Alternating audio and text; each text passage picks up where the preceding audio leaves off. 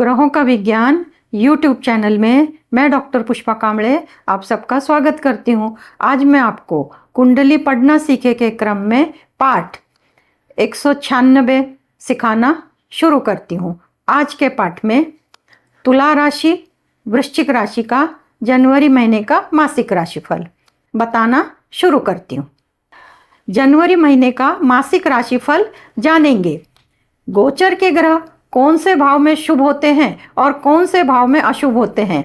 गोचर के ग्रह व्यक्ति के जीवन पर शुभ और अशुभ परिणाम देते हैं।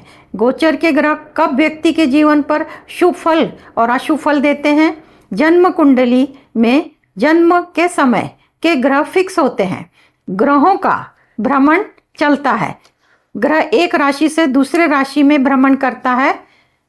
वर्तमान में चल रहे ग्रहों को जन्म कुंडली के ग्रहों के साथ ज्योतिष सूत्र लगाकर समझते हैं। ग्रहों के अच्छे और बुरे परिणाम कब मिलेंगे इसको सूत्र लगाकर जानते हैं। चार्ट के माध्यम से इसको अच्छे से समझते हैं। चार्ट कुंडली में 12 भाव होते हैं, उनमें 12 राशियां होती हैं। उनमें किसी न किसी भाव में ग्रह होते हैं। ग्रह किसी न किसी राशि में बैठे होते हैं। गोचर के ग्रहों से मिलने वाले परिणाम शुभ और अशुभ कब मिलते हैं इसको ज्योतिष सूत्र लगाकर समझते हैं। ग्रह एक राशि से दूसरे राशि में जाता है उसे गोचर कहते हैं। 9 ग्रह होते हैं, 12 राशियां होती हैं। कुंडली में 12 भाव घर ये फिक्स होते हैं। इन्हीं में राशियां होती है और ग्रह बदलते रहते हैं। राशियां संख्या में लिखी होती है, जैसे ये अंक में लिखी है इसे संख्या में लिखी होती है और ग्रह ये नाम से ग्रह लिपि में लिखे होते हैं। 9 ग्रहों का समय लगभग निर्धारित होता है। इसको किसी भी एस्ट्रो ऐप से या पंचांग से जान सकते हैं। सूर्य बुध और शुक्र, सूर्य बुध और शुक्र लगभग 1 महीना एक राशि में रहते हैं। मंगल 45 दिन एक राशि में रहते हैं। चंद्रमा 2.25 दिन एक राशि में रहते हैं। गुरु 1 वर्ष एक राशि में रहते हैं। शनि 2.5 साल एक राशि में रहते हैं। राहु 18 महीने रहते हैं और केतु 18 महीने एक राशि में रहते हैं। चंद्र राशि और लग्न राशि के अनुसार सूत्र को समझते हैं। ग्रह कुंडली के किस भाव में शुभ फल देते हैं।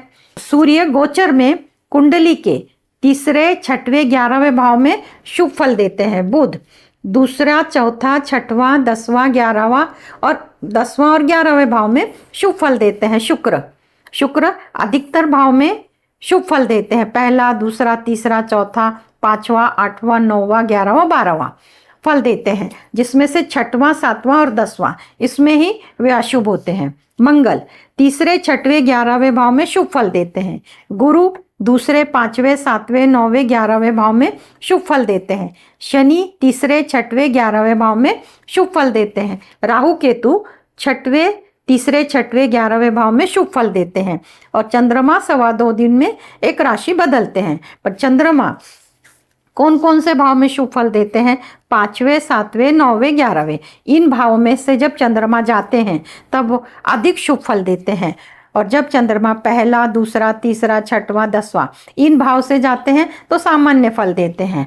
और जब चंद्रमा चौथे, 8वें, 12वें जाते हैं तो बहुत खराब फल देते हैं, यानी कि मन के विरुद्ध देते हैं। सूर्य से लेके राहु केतु तक तुला लग्न, तुला राशि की कुंडली को या गोचर का सूत्र लगाकर समझते हैं। सूर्य तीसरे, छठवें, 11वें, तीसरे, छठवें तो कुंडली तुला लग्न, तुला राशि की तीसरे भाव, छठवें भाव, 11वें भाव से जब सूर्य का गोचर होता है, क्यों महीने में सूर्य राशि बदलता है, तो इस जातक को तुला लग्न, तुला राशि के लोगों को इसका फायदा मिलेगा। तो इसमें सूर्य की स्थिति तीसरे भाव से है। अभी फिलहाल तीसरे भाव से सूर्य का गोचर हो रहा है, तो इस जातक को तुला लग्न, तुला राशि वाले को इसका फायदा मिल रहा है। दूसरा ग्रह बुध दूसरा, चौथा, 6वां, 8वां, 10वां, 11वां इस भाव में शुभ फल देते हैं। अब दूसरा, चौथा, 6वां, 8वां, 10वां, 11वां तो ये तीसरे भाव से जा रहे हैं। अभी बुध का इनको शुभ फल नहीं मिलेगा, क्योंकि बुध के लिए दूसरा, चौथा, 6वां पर बुध तीसरे भाव से जा रहा है। पर भ्रमण में जब बुध चौथे भाव में आएगा तो चौथा भाव है, तब इनको फायदा मिलेगा, पर अभी नहीं। अब शुक्र पहला, दूसरा, तीसरा, चौथा, पांचवा, आठवां, नौवां, 11वां, 12वां। अब शुक्र की स्थिति जो है इनके कुंडली में, इस कुंडली में पांचवें भाव में, इसमें पांचवा नंबर है, पहला भाव है, दूसरा, तीसरा, चौथा, पांचवा। शुक्र का इनको फायदा मिल रहा है। शुक्र कहाँ पर खराब होते हैं? छठवें भाव में, सातवें भाव में और 10वें भाव में। इन 3 भाव में शुक्र खराब है, तो इनका शुक्र 5वें भाव में है, तो इनको शुक्र से संबंधित शुभ फल मिल रहे हैं। मंगल तीसरे, छठवें, 11वें भाव में से जाने तो इनको शुभ फल मिलेंगे। अभी वर्तमान में मंगल दशम से हैं, जब राशि परिवर्तन करेंगे तो 11 में जाएंगे तब इनको, पर अभी वर्तमान में इनको मंगल से फायदे नहीं मिल रहे। मंगल 10वें चल रहे हैं, 11वें जाएंगे तब मिलेंगे। गुरु दूसरे, 5वें, 7वें, 9वें, 11वें होते हैं तो शुभ फल देते हैं। तो इनके लिए गुरु इसमें अष्टम भाव है, नहीं है, यानी कि गुरु का इनको शुभ फल नहीं मिल रहा। अब शनि तीसरे, छठवें, 11वें, तो शनि की स्थिति कहाँ पर है? तो 5वां, इसमें 5वां भाव नहीं है, तो शनि से संबंधित इनको अशुभ फल मिल रहे हैं। तीसरे, छठवें, 11वें जाएंगे तभी शुभ फल मिलेंगे। अब राहु तीसरे, छठवें और 11वें, तो राहु की 6वें भाव में स्थिति है, तो राहु से संबंधित इनको शुभ फल मिल रहे हैं। चंद्रमा 2.25 दिन में राशि बदलते हैं। अब चंद्रमा 5वें, 7वें और 9वें, 11वें, तुला लग्न, तुला राशि को 5वें, 7वें, 9वें और 11वें, यानी कुंभ राशि, मेष राशि, मिथुन राशि और सिंह राशि से जाएंगे तो इनको फायदा होगा, लाभ होगा और बेहतर लाभ होगा, अपेक्षा से ज्यादा लाभ होगा। परंतु पहला, दूसरा, तीसरा, छठवां, 10वां और 10वां, पहला, दूसरा, तीसरा, छठवां, 10वां, इन भाव से जाएंगे तो सामान्य फल मिलेंगे, बहुत बुरा भी नहीं और बहुत अच्छा भी नहीं। परंतु चौथे, 8वें, 12वें, चौथे, 8वें, 12वें, तो चौथे, 8वें, 12 में राशि कौन सी आ रही है? मकर राशि आ रही, वृषभ राशि आ रही और कन्या राशि। तो इन राशियों से जब चंद्रमा जाएंगे तो इनको अशुभ फल मिलेगा। तो इन राशियों से जब जाता है चंद्रमा तो मन दुखी होता है, मन नाराज होता है, क्योंकि मन के विरुद्ध घटना घटती है। इस प्रकार गोचर का सूर्य से लेकर राहु केतु तक कैसा गोचर देखना चाहिए ये बताया। अब तुला लग्न, तुला राशि का मासिक राशिफल पहले भाव से लेकर 12वें भाव तक जानते हैं। तो पहले भाव में स्वास्थ्य देखा जाता है। पहले भाव का स्वामी शुक्र की स्थिति कुंभ राशि में है, अपने से 9 पंचम का योग बना रहा है, पर मंगल की चौथी दृष्टि पड़ने के कारण स्वास्थ्य में तकलीफ हो सकती है, क्रोध बढ़ सकता है। तो क्रोध पर आपको स्वयं अंकुश लाना होगा, शांत रहना होगा, ध्यान धारणा करनी होगी, तो आपका आरोग्य अच्छा रहेगा। दूसरे भाव से वाणी, धन और परिवार का विचार करते हैं। गुरु की दृष्टि होने के कारण परिवार के लिए अच्छा है, वाणी के लिए अच्छा है और धन के लिए भी अच्छा है। तीसरे भाव से पराक्रम का विचार करते हैं। पराक्रम के भाव में बुध और सूर्य की स्थिति है। बुध और सूर्य तीक्ष्ण ग्रह है, बुध सौम्य ग्रह है और इनका जो स्वामी है गुरु अपने से 6-8 का संबंध बना रहा है। तो ऐसी स्थिति में पराक्रम के लिए अच्छा है, बुध और सूर्य पराक्रम के लिए अच्छे हैं, परंतु छोटे भाई बहनों के संबंध में मतभेद आ सकते हैं, स्वयं को निर्णय लेना होगा। चतुर्थ भाव से माता का स्वास्थ्य, मंगल की 7वीं दृष्टि पड़ने के कारण माता का स्वास्थ्य खराब रहेगा। माता का स्वास्थ्य के लिए आपको सतर्कता बरतनी होगी और भूमि अगर खरीदना चाहते हैं तो उसका लाभ हो सकता है। पंचम भाव से संतति, शिक्षा और प्रेम संबंध का विचार करते हैं। तो प्रेम संबंध के लिए मंगल की 8वीं दृष्टि पड़ने के कारण विच्छेदात्मक स्थिति रहेगी। शनि स्वयं के राशि का है, शुक्र एक ही शुभ ग्रह, पर मंगल की 8वीं दृष्टि प्रेम में मतभेद लाएगी, पर शिक्षा के लिए यह बेहतर है। परंतु जो लोग संतान प्राप्ति में इच्छुक हैं उनके लिए अभी वर्तमान संतान प्राप्ति के लिए योग नहीं बनता। षष्ठ भाव से रोग रिपुण का विचार करते हैं। राहु की स्तुति है, यहाँ पर भ्रम के कारण रोग और भ्रम के कारण शत्रु हो सकते हैं, इसके लिए आपको ही सोच समझकर निर्णय लेने होंगे। सप्तम भाव से व्यापार और दाम्पत्य जीवन और जिनकी शादी तय होनी उनके बारे में। तो व्यापार के बारे में, व्यापार का कारक जो है अपने से 9 पंचम का योग बना रहा है और स्वामी केंद्र में है, तो व्यापार के लिए स्थिति बहुत अच्छी है। दाम्पत्य जीवन के लिए शनि की तीसरी दृष्टि पड़ने के कारण दाम्पत्य जीवन में मतभेद हो सकते हैं। इसके लिए आपको सावधानी बरतनी होगी। अब जो लोग शादी करना चाहते हैं, रिश्ते देख रहे हैं, रिश्ते होने के योग है क्या नहीं, तो जब जो भी सप्तमेश होता है उस पर गुरु की दृष्टि पड़नी होती है, और या तो गुरु सप्तमेश को दृष्टि संबंध बनाए तब, तो ये दोनों स्थिति में नहीं है।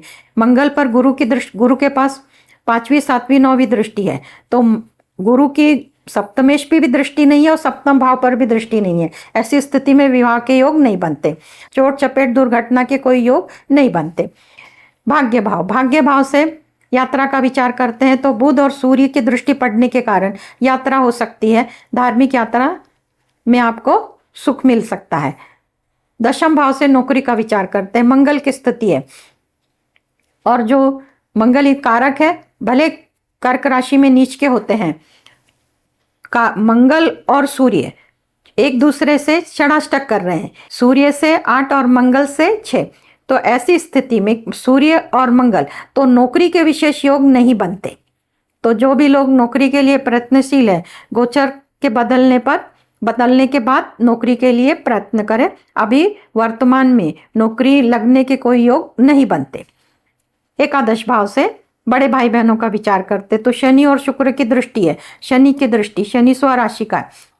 बड़े भाई बहनों के साथ मतभेद हो सकते हैं, परंतु फाइनेंस के लिए स्थिति अच्छी है। व्यय भाव से खर्चों का विचार करते हैं। व्यय भाव का स्वामी बुध पराक्रम में बैठा है, व्यय भाव का स्वामी पराक्रम में बैठा है और उस पर किसी ग्रह की दृष्टि नहीं है। व्यय भाव का स्वामी पराक्रम भाव में बैठ के तो खर्चे सामान्य रहेंगे, खर्चे कोई इशू नहीं। अगर खर्चे होते हैं, राहु केतु की स्थिति है तो भ्रम के होंगे, तो सोच समझकर निर्णय लेना होगा और उस प्रकार खर्च करने होंगे।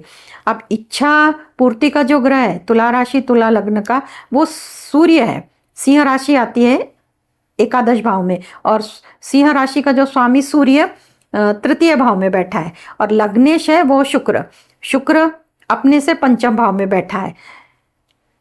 सूर्य अपने से पंचम भाव में बैठा है और लग्नेश भी अपने से पंचम भाव में बैठा है, और ये दोनों एक दूसरे को तृतीय एकादशेश की स्थिति करते हैं। ऐसी कुंडली किसी भी जातक की होगी तो उसके लिए स्थिति बहुत अच्छी है कि जो भी इच्छा करेंगे तो वो इच्छा पूर्ण होगी। परंतु जन्म लग्न कुंडली सबकी अलग अलग होती है, उसमें अगर शुक्र 10 में हो या शुक्र 12 में हो तो द्वितीय द्वादशेश का संबंध बनाए, सूर्य 8 में हो या सूर्य 10 में हो तो द्वितीय द्वादशेश का संबंध बनाए। ऐसी स्थिति अगर होती भी है तो इच्छा पूर्ति होने में दीर्घ समय लगता है, विलंब लगता है। तो उसके लिए जो लग्नेश है तो लग्नेश शुक्र है, तो शुक्र का मंत्र करते हैं ओम शुम शुक्राय नमः, और शुक्र से संबंधित सफ़ेद चीज़ों का दान, जैसे चावल है, चीनी है, सफ़ेद वस्त्र है, मंदिर में जरूरतमंद को, गरीब लोगों को दान देते हैं तो इच्छा पूर्ण होने में मदद मिलेगी।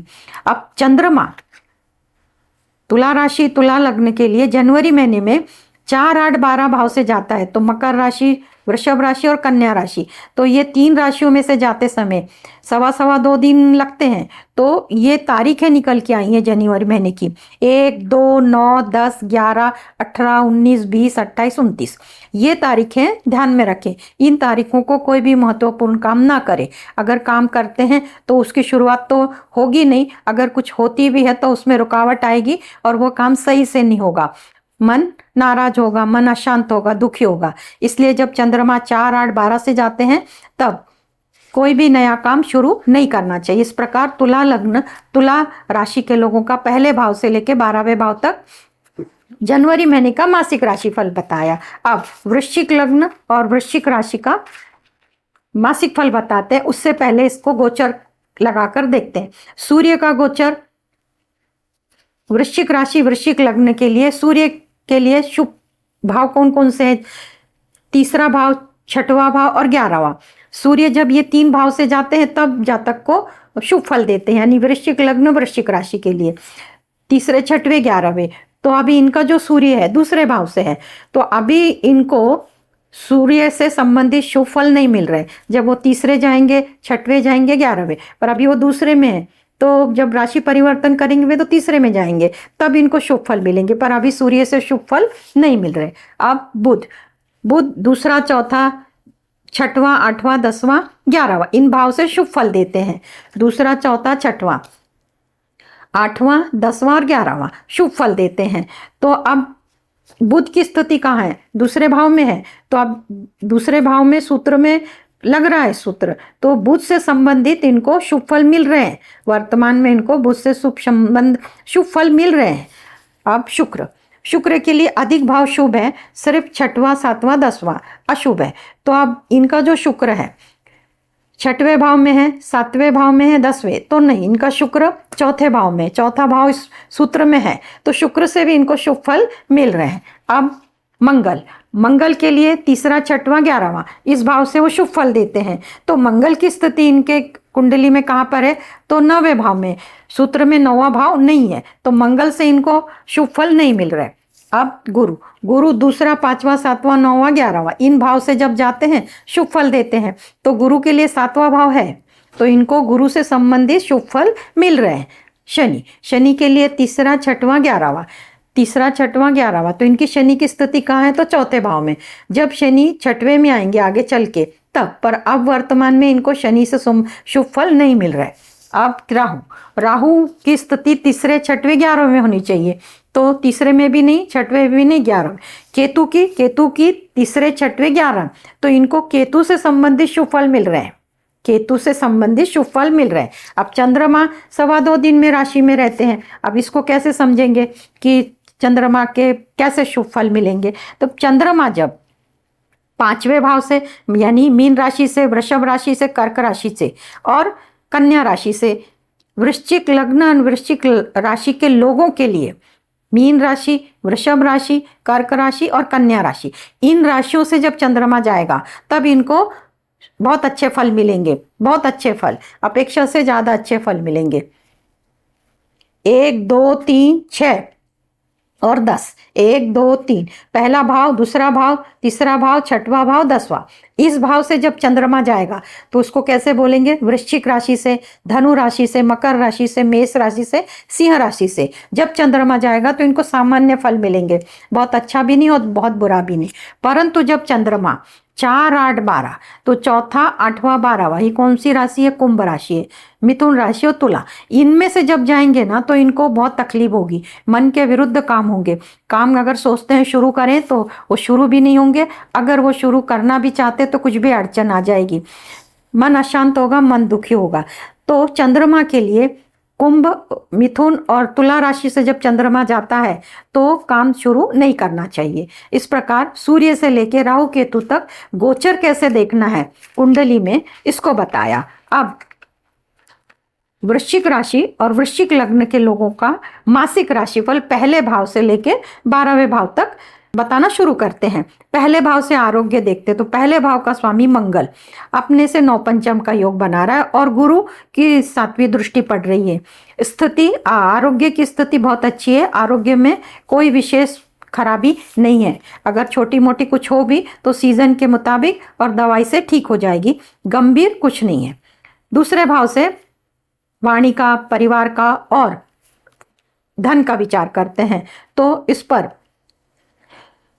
किसी अशुभ ग्रह की दृष्टि नहीं है, बुध और सूर्य है तो वाणी के लिए अच्छा है, परंतु सूर्य होने के कारण परिवार में मतभेद हो सकते हैं और फाइनेंस के, धन के लिए अच्छा है।